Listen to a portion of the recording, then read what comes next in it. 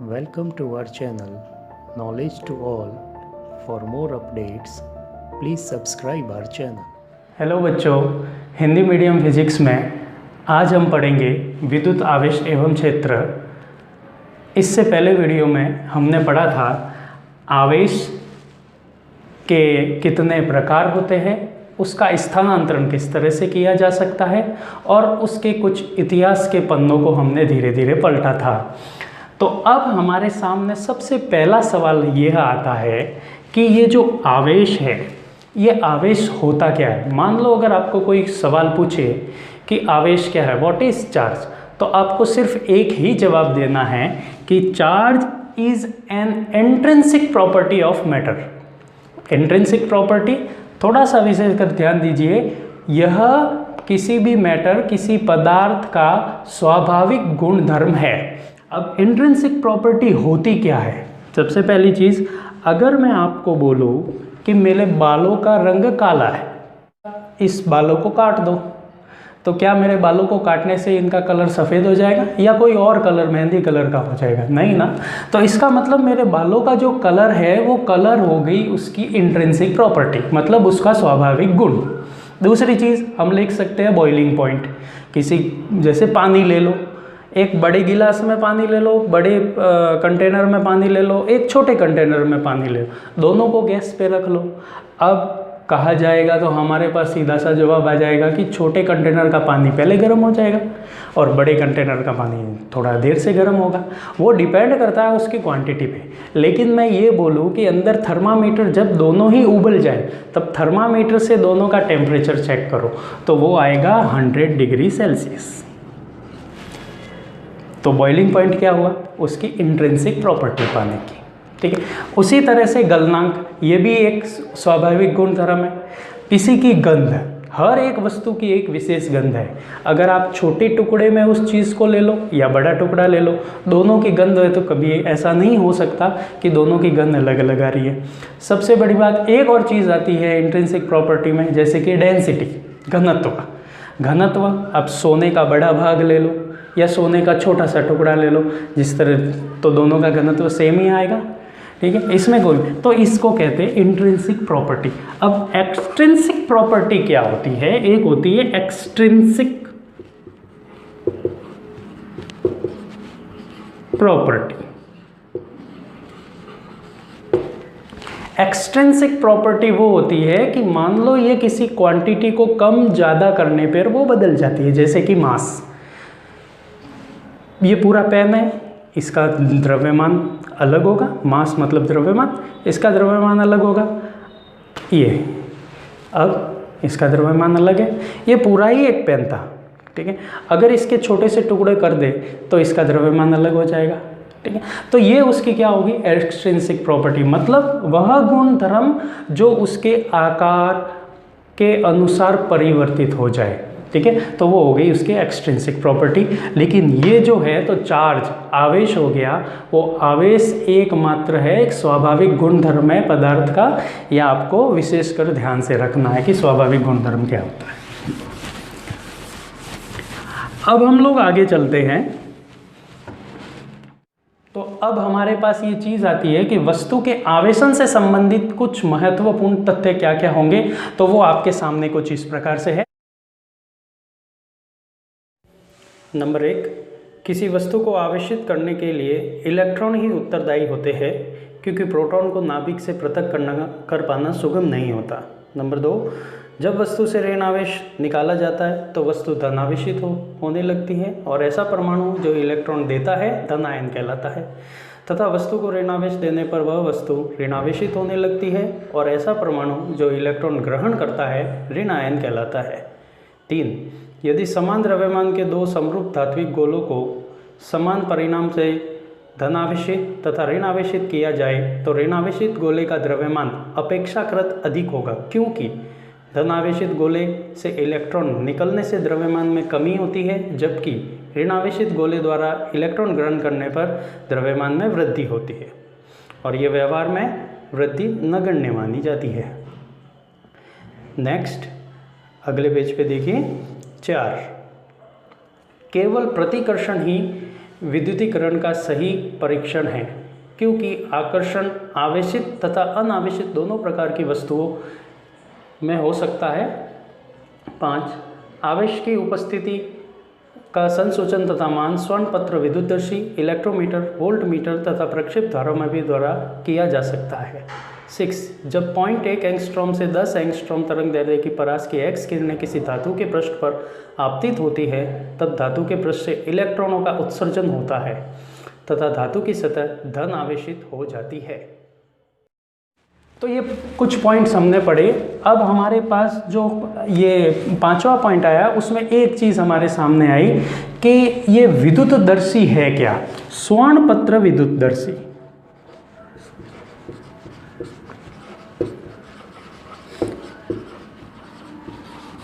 स्वर्णपत्र विद्युतदर्शी। और स्वर्णपत्र इसलिए कहते हैं क्योंकि जो विद्युत रस्त्री में जो पन्नी लगेगी वो स्वर्ण की होगी, सोने की होगी। लेकिन जैसा कि आपको चित्र में दिखाई दे रहा है कि हमने इस चित्र में आप सहूलियत के लिए यहाँ पे स्वर्ण पत्र नहीं की, सीधी सी बात है, सोना खूब महंगा है।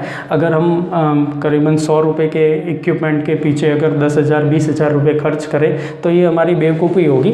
तो हम लोग एल्यूमिनियम की पन्नियों का भी उपयोग करके किया जा सकता है, लेकिन एकदम अच्छी तरह से मापेंगे। अगर बड़ी लैब की बात करें तो वहाँ स्वर्ण पत्र विद्युतदर्शी होता है। तो इसमें आप देख सकते हैं कि जो सबसे ऊपर है, जो कि आपको धात्विक गुंडी होती है, उसके नीचे कॉर्क लगा रहता है और इसको एक कांच के जार के बीच में बंद कर दिया रहता है।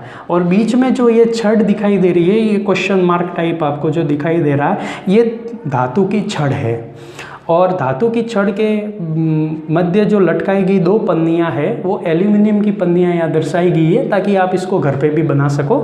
तो ये एल्यूमिनियम की पन्नियाँ। अब होता क्या है कि जब इस नेक्स्ट आप चित्र में देखो, इसके अगले ही जो पास में है, कि होता क्या है कि जब हम इसके पास कोई धनावेशित छड़ लेके जाते हैं तो ये धनावेशित जो स्थानांतरित हो जाते हैं एल्यूमिनियम के पन्नियों पे, और वो एल्यूमिनियम की पन्नियाँ पर प्रतिकर्षण के कारण परस्पर दूर चली जाती है। इससे किसी वस्तु पर आवेश की उपस्थिति के बारे में हम लोग पता कर सकते हैं इसके माध्यम से। अब हम लोग वापस आ जाते हैं कि इस आवेश का मात्रक क्या हो जाता है। आवेश का मात्रक, तो हमारे पास आवेश का मात्रक होता है कूलॉम। कूलॉम वैज्ञानिक का नाम है, उनके वैज्ञानिक। ये एक तरीका है क्योंकि जैसे जैसे खोजें होती गई तो उनके सम्मान की खातिर जो उनके सरनेम हैं, उन सरनेमों को उस भौतिक राशि के मात्रक के रूप में उपयोग में लिया जाता है। तो कूलॉम को आवेश का मात्रक लिया जाता है। लेकिन अगर हम लोग अंतर्राष्ट्रीय पद्धति ऐसा यूनिट की बात करें तो अंतर्राष्ट्रीय पद्धति में जो आवेश का मात्रक है वो उसके मूल मात्रक एम्पियर के द्वारा परिभाषित किया जाता है। और वो किस प्रकार से किया जाता है वो देख लो कि यदि 1 एम्पियर की विद्युत धारा किसी चालक से 1 सेकंड तक प्रवाहित की जाए तो जो स्थानांतरित होने वाले आवेश है 1 कूलॉम होगी। ये कूलॉम की सीधी सी अंतर्राष्ट्रीय परिभाषा है। अब ये कूलॉम की ये तो होगी एसआई पद्धति के अनुसार इसको हम लोग परिभाषित कर सकते हैं। लेकिन अगर क्योंकि मात्रक पद्धतियाँ भी अलग अलग है तो सीजीएस पद्धति में अगर मैं बोलूँ कि सीजीएस पद्धति में आवेश का मात्रक क्या होगा तो वो है स्टेट कूलॉम। ये हम लोग सब 11th में पढ़ चुके हैं। सीजीएस मात्रक, एमकेएस, एफपीएस क्या होते हैं। ठीक, एक और मात्रक होता है जिसको कहते हैं आवेश का सबसे छोटा मात्रक। अगर सबसे छोटे मात्रक के बारे में चर्चा की जाए तो जो सबसे छोटा मात्रक है उसको कहते हैं ESU, इलेक्ट्रोस्टैटिक यूनिट। इसका मान होता है 1 कूलॉम में। कूलॉम का संकेत कैपिटल C। 1 कूलॉम में अगर मैं बात करूं तो 1 कूलॉम में ESU का मान होता है 3 × 10⁹ ESU। इसी में सबसे छोटे मात्रक को ESU, उसके अलावा एक और चीज़ बोली जाती है जिसको कहते हैं फ्रैंकलिन।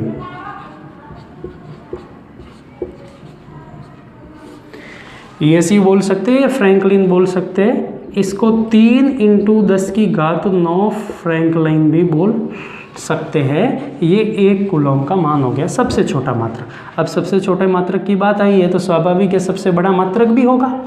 तो सबसे बड़े मात्रक की बात करते हैं हम लोग। जो कूलम का सबसे बड़ा अर्थात आवेश का सबसे बड़ा मात्रक, अगर मैं बोलूँ सबसे बड़ा मात्रक क्या है आवेश का, तो वो आवेश का मात्रक है फैराडे। फैराडे सबसे बड़ा मात्रक है। और 1 फैराडे में कितने कूलम होते हैं वो देख लीजिए। 1 फैराडे बराबर 96500 कूलम है ना, बहुत बड़ा मात्रक।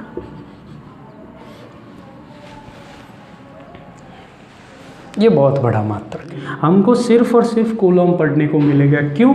क्योंकि कूलम भी अपने आप में बहुत बड़ा मात्रक है। आगे एक सवाल आएगा तब मैं आपको बताऊंगा कि कूलम वास्तव में कितना बड़ा मात्रक है। तो हम देखते हैं कि हमको न्यूमेरिकल्स में कौन कौन से सवाल देखने को मिलेंगे या उसके कौन सा मात्रक हम लोग उपयोग में ले सकते हैं, तो वो देख लीजिए।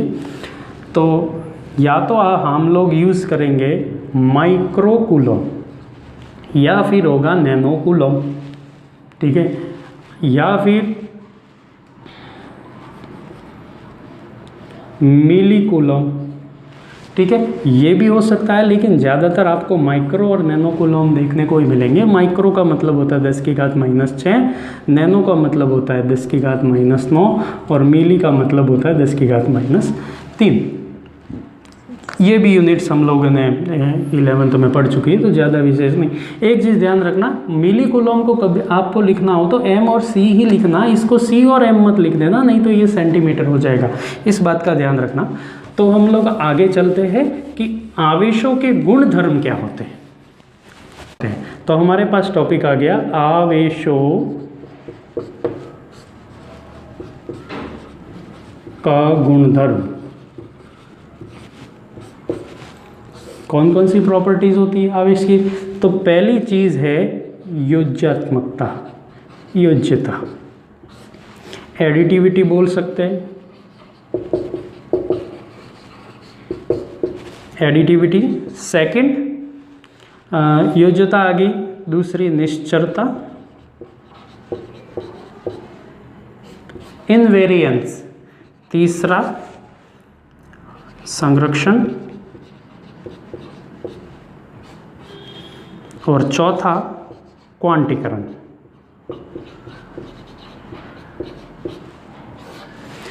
सबसे पहली बात आ गई योज्यता। तो योज्यता के लिए सीधी सी बात है, आप लोगों को योगफल करना आता है, बहुत सिंपल सी मेथड है, बचपन से पढ़ते हुए आए, योग जोड़ और बाकी किस तरह से होते हैं। तो योज्यता के किसी निकाय, ध्यान रखना पहली चीज़ के बारे में बताता हूँ, किसी निकाय का संपूर्ण आवेश का मान उसमें उपस्थित आवेशों के बीजगणितीय योग के बराबर होता है। अब मान लो किसी निकाय के अंदर, ये कोई एक निकाय है, निकाय सिस्टम कुछ भी हो सकता है, ठीक है, किसी निकाय के ऊपर बात करते हैं। तो मान लो यहाँ पे +q आवेश है, फिर -2q है और -1q है। तो मैंने क्या बोला, बीजगणितीय योग के बराबर होगा। तो प्लस, पहले तो ये देख लो, -3 हो गया, -3 + 5 + 2, तो इस निकाय का कुल आवेश क्या हो गया, +2। इसको कहते हैं योज्यता, ठीक है। नेक्स्ट दे दीजिए निश्चरता। निश्चरता का सीधा सा मतलब है जो चीज़ स्थिरावस्था में है वही चीज़ गतिशील अवस्था में। उदाहरण के तौर पे देख लो, मान लो मेरे सर पे जो बाल दिख रहे हैं आपको, कोई दूसरी चीज़ तो है नहीं, तो सर पे बाल ही ले लीजिए। अब आपको जो बाल ये दिख रहे हैं मेरे सर पे, अब मैं क्या करता हूँ, मैं अपनी पूरी ताकत लगा के भागने की कोशिश करता हूँ। फिर जैसे ही भागते भागते भी आप देखोगे, तो जब आप रुक के या वापस स्थिति में देखोगे तो क्या मेरे बाल सारे गायब हो गए होंगे क्या? नहीं ना। इसका मतलब जो चीज़ स्थिर अवस्था में है वही गतिशील अवस्था में। ऐसा नहीं है कि भागूंगा तो बाल एकदम गायब हो जाएंगे, टकले हो जाएंगे, ये संभव नहीं। तो निश्चरता भी यही कहती है कि Q का मान स्थिर अवस्था में क्या था, स्थिर अवस्था में क्या था, और Q का मान गतिशील अवस्था में क्या था।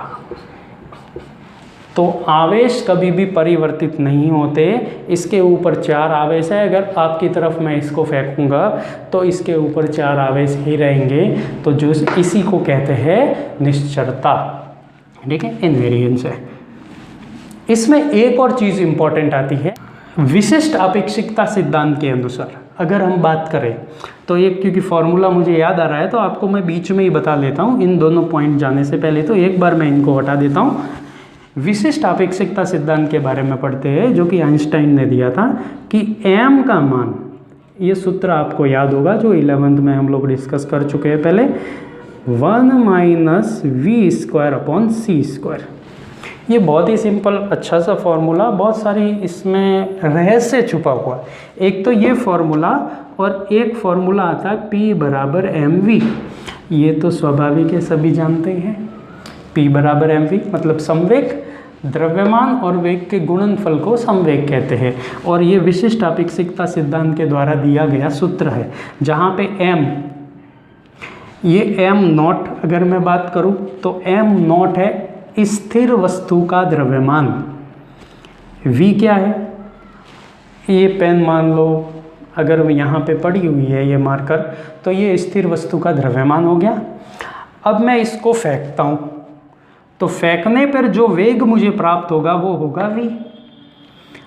और c क्या है, c प्रकाश की चाल 3 इंटू कितनी होती है 10⁸ मीटर प्रति सेकेंड, इजी इतनी होती है।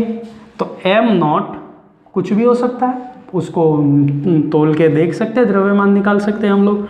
v जिस वेग से फेंका जाएगा, तो ये कहता है कि m गतिशील वस्तु का द्रव्यमान, m मैं द्रव्यमान के ऊपर आ रहा हूँ, देखो ये बीच में छोटी सी चीज़ विशिष्ट आपेक्षिकता, क्योंकि ये स्थिरावस्था और गतिशील की बात आ गई, इसलिए इसमें बीच में थोड़ी सी बात मैं आपको बता दूँ कि m किस तरह से परिवर्तित होता है। Q तो परिवर्तित नहीं होता, लेकिन अगर बात m की करें तो गतिशील वस्तु का द्रव्यमान जैसे जैसे v का मान बढ़ेगा, इस m का मान भी बढ़ेगा। कैसे, अगर मैं कहूँ कि मान लो v का मान लगभग c के बराबर आ जाए तो क्या होगा, ये 1 0, किसी में भी 0 का डिवाइड आ जाए तो m की वैल्यू कितनी हो जाएगी, लगभग इन्फिनिटी। इसका मतलब अगर किसी वस्तु की चाल, चाहे छोटा सा ढक्कन है मेरे पास, इसकी चाल अगर प्रकाश के वेग से कर दे तो इसका द्रव्यमान अनंत पहुंच जाएगा। ये बड़ी इंटरेस्टिंग चीज़ है। वहीं दूसरी ओर जब हम 11th में एक चीज़ को पढ़ते हैं P = mv, अगर मैं इसको देखूँ तो P/m = v, ये साधारण सा फॉर्मूला है, इसमें कोई विशेष नहीं है। इसमें तो विशेषता है, इसमें ज़्यादा विशेषता नहीं है, लेकिन ये भी अपने अंदर रहस्य छुपाएगा कि अगर v का मान बढ़ेगा तो m का मान कम होगा। ये व्युत्क्रम बता रहा है इसमें। तो एक बार तो कह रहे हैं कि जब वेग वस्तु का बढ़ेगा तो द्रव्यमान बढ़ेगा, और दूसरी तरफ कह रहे हैं वेग बढ़ेगा तो द्रव्यमान कम हो जाएगा। ये थोड़ी सी कॉन्ट्राडिक्ट बात होती है। तो इसको समझने के लिए एक चीज़ ध्यान में रखो कि ये तो है वस्तु का बाह्य प्रभाव, कि इसके अनुसार अगर किसी वस्तु को किसी और चीज़ पे फेंका जाए तो वो जो आगे वाली वस्तु है उसको प्रभाव, मान लो ये पेन मैं आपकी तरफ फेंक रहा हूँ या किसी की भी तरफ ये पेन फेंकोगे तो वो इसको कैच करेगा। अगर मान लो इसको किसी तोप में लोड करके फेंक दिया जाए तो वो आगे वाला बेचारा कैच नहीं करेगा, वो वहाँ से भाग जाएगा। क्यों? क्योंकि उसको जान की परवाह है। तो इसका मतलब ये प्रभाव डालेगा दूसरों के ऊपर, और इस प्रभाव को कौन सहन करेगा? जो इसको कैच करने वाला है, ठीक है। लेकिन इसमें ये इसके स्वयं की स्थिति को बता रहा है, ये वाला फॉर्मूला, कि जैसे जैसे वेग बढ़ेगा इस वस्तु को क्या लगेगा, जैसे मैं हवा में उड़ रही हूँ। जैसे जैसे v बढ़ेगा m का मान कम, इसको स्वयं को लगेगा। जैसे आप बहुत ज़्यादा, जैसे लॉन्ग जंप के लिए खूब लंबा रनअप लिया जाता है, तो जैसे ही वो हवा में पाँव लेता है तो उसको लगता है कि मेरा द्रव्यमान बिल्कुल ज़ीरो हो चुका है। क्यों? क्योंकि उसकी वेलोसिटी बहुत ज़्यादा है, उसका वेग बहुत ज़्यादा है। तो अब हम लोग वापस आ जाते हैं, निश्चलता हमने पढ़ ली, योज्यता पढ़ ली, तीसरे पॉइंट पे दोबारा आ जाते हैं जो कि है संरक्षण, कंजर्वेशन। अब संरक्षण क्या होता है? हमारे पास एक कोई निकाय है या कोई वस्तु है, ये कपड़ा हो गया, ये प्लास्टिक की छड़ होगी। अब मैंने इसके ऊपर ये रगड़ना इसको चालू कर दिया, रगड़ने से क्या हो गया, इसके ऊपर चार्ज आ गए, इसके ऊपर आवेश आ गए। जो घर्षण के कारण उत्पन्न हुए वे कहीं और से नहीं आए, केवल इसके कपड़े के कुछ आवेश है जो इसमें स्थानांतरित हो गए। लेकिन जब इसमें उपस्थित आवेशों को और इसमें दोनों को प्लस किया गया, तब हमें वापस से जो रिजल्ट है वो उतना ही मिला जो पहले की स्थिति। इसी को कहते हैं आवेशों का संरक्षण। अर्थात आवेश न तो पैदा किए जा सकते हैं न नष्ट किए जा सकते हैं, वो केवल स्थानांतरित होते हैं एक निकाय से दूसरे निकाय के अंदर।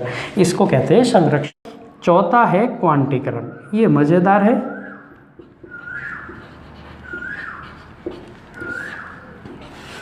क्वांटीकरण, तो क्वांटीकरण के बारे में क्या समझना है, इसके लिए एक आप फॉर्मूला याद रखो, Q बराबर प्लस माइनस NE।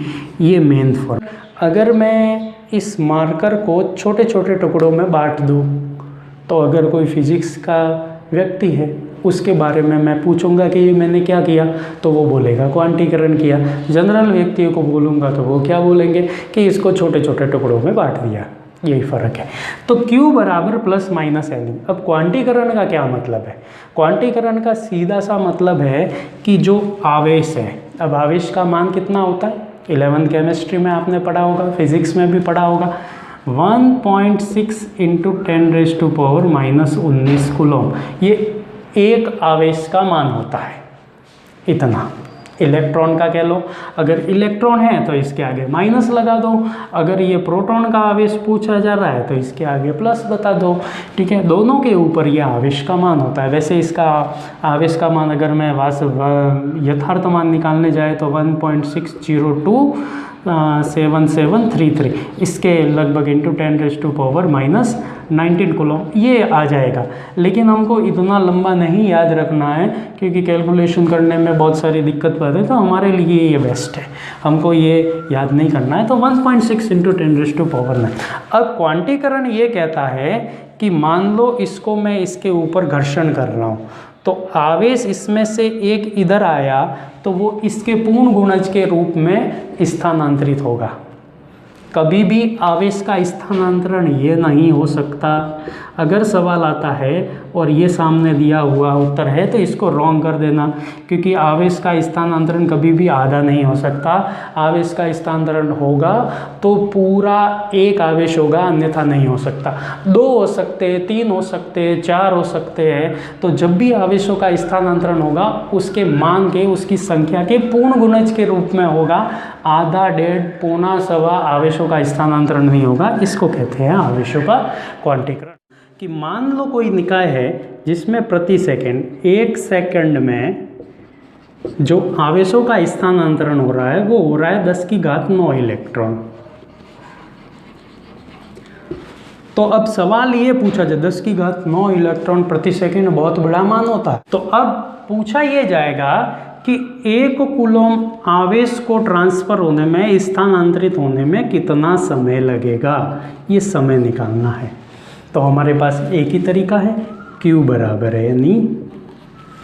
ठीक है, 1 सेकंड में ये हमारे पास फॉर्मूला है। मैं यहाँ पे प्लस और माइनस लगा रहा हूँ, प्लस धनावेश के लिए, माइनस इलेक्ट्रॉन के लिए। जनरली हमको परीक्षा में Q बराबर NE से ही क्वेश्चन सॉल्व करने, प्लस माइनस आगे सिर्फ थ्योरेटिकली उसको समझाने के लिए। अच्छा, अब इसके अनुसार किस तरह से सॉल्व करते हैं, तो पहली चीज़ तो हमको क्या निकालना है, इलेक्ट्रॉन की। 1 कूलम में इलेक्ट्रॉन होते कितने हैं, पहले तो ये निकाल दो, तब पता चलेगा ना 1 इलेक्ट्रॉन में कितने कूलम है। तो 1 इलेक्ट्रॉन का मतलब कितने कूलम। तो सबसे पहले Q बराबर NE से 1 इलेक्ट्रॉन, तो N = Q/E। Q का मान कितना हो गया, 1 कूलम, और E का वैल्यू कितना है अभी बताया, 1.6 × 10⁻⁻19 coulomb. Coulomb to coulomb cancel. N = 6.25 × 10⁻18। अब अगर ये वैल्यू किसी को गिनने बताई हो तो वो पागल हो जाएगा, है ना। क्यों? क्योंकि 10⁸ 10 की घात 18 अपने आप में बहुत बड़ी संख्या है। इसका मतलब 1 कूलॉम बहुत ही बड़ा मात्रक है। अब चेक करो कि इतना बड़ा, इतनी बड़ी संख्या 1 कूलॉम की, उसको कितना समय लग रहा है, जबकि 1 सेकेंड का समय 10 की घात 9 इलेक्ट्रॉन निकल रहे हैं 1 सेकेंड में। ठीक है, तो हम चेक करते हैं कि 10 की घात 9 इलेक्ट्रॉन 1 सेकेंड में निकल रहे हैं 1 सेकेंड में। 9 to 10th की मैथमेटिक्स है, तो 1 इलेक्ट्रॉन निकलने में समय कितना लगा? 1/10 की घात 9। तो हमारे पास कितने इलेक्ट्रॉन है 1 कूलॉम में? इतने। तो 6.25 इंटू 10 की घात 18 इलेक्ट्रॉन निकलने में कितना समय लगेगा? तो वो चेक कर सकते हो, 6.25 इंटू 10 की घात 18 और ये 10 की घात 9, ये आ गया सेकंड में। अब अगर इसको आप मिनट से लेके घंटे में, फिर दिन में और वर्ष में जब बदलोगे तो इसका मान आप लोगों को प्राप्त होगा लगभग 200 वर्ष। आप में सब मर जाएंगे, लेकिन 1 कूलॉम आवेश ट्रांसफ़र नहीं होगा। समझ में आया इसका रेस? होपफुली आज का लेक्चर आपने ध्यान से देखा और समझा होगा। हिंदी मीडियम फिजिक्स लेक्चर का अध्ययन करने के लिए हमारे चैनल के साथ बने रहिए, इसे सब्सक्राइब कीजिए और जितना हो सके ज़्यादा इसको शेयर भी कीजिए, ताकि जितने दूसरे भी बच्चे उनका भी बेनिफिट्स हो सके, उनको भी इस लेक्चर का फ़ायदा मिल सके। Thank you.